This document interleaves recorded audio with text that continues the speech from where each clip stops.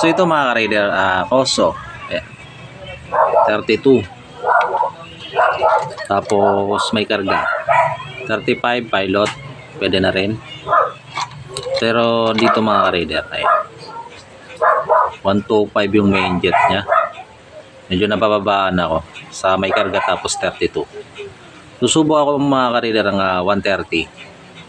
Tingnan natin kung mawala yung hagok niya sa high RPM. Baka kasi kinakapos na sa gasolina kapag dating sa high RPM. Kasi 32mm to na Koso. So hindi siya stock na 28. Usually mga ka-raider 125 nilagay ko to sa 28 na carburetor. Mamaya may gagawin din tayo 28. Yun ang round yata yun, taga Binyan.